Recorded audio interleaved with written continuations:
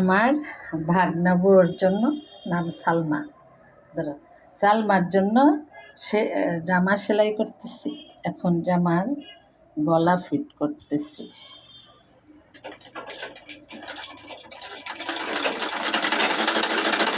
জামার গলা সেলাই করতেছি।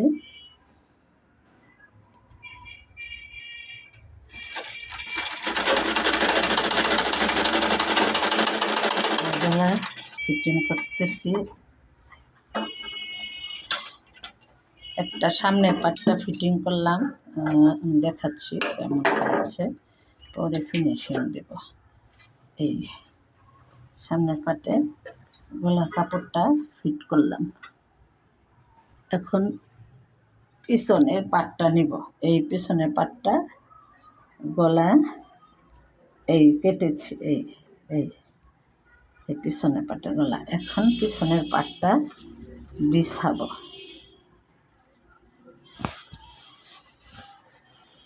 এভাবে গলার কাপড়টা লাগানো,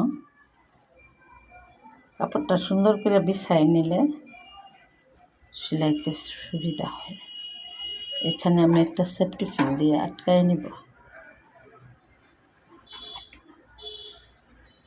এখানে আমি একটা সেফটি পিন দিয়ে আটকাই নিলাম। আর এদিক থেকে গলার কাপড়টা সুন্দর করে বিছিয়ে নিলাম। এখন এই যে সেলাইটা দিব। সরি, এখন ওখান থেকে নিয়ে নিচ্ছি, ওখান থেকে হবে না, একটু দূর থেকে নেব, কারণ পরে কাঠটা জোড়া দেব।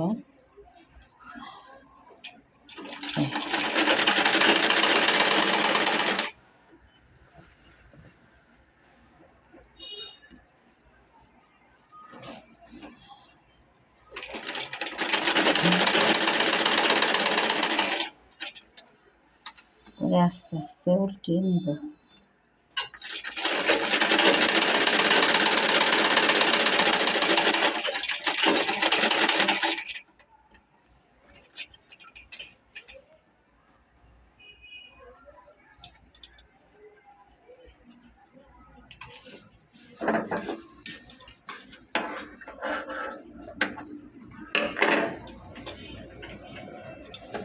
এখন জামার কাঁধ দুইটা ধরে নিয়ে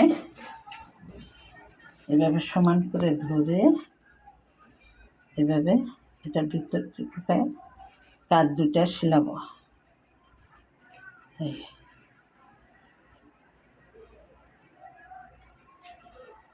এভাবে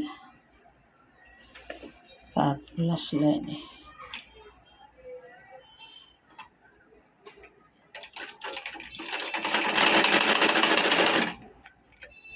কাজ সেলিয়ে নিচ্ছি।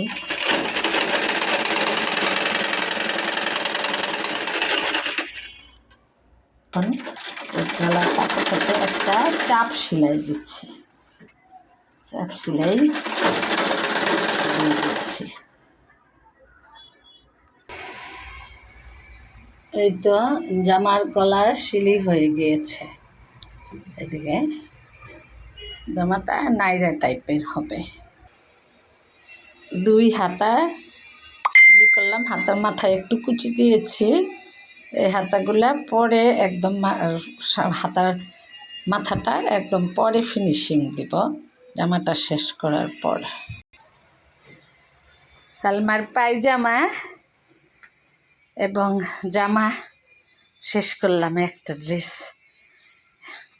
পরে ওভারলক করে এনে রাবার লাগিয়ে দিব।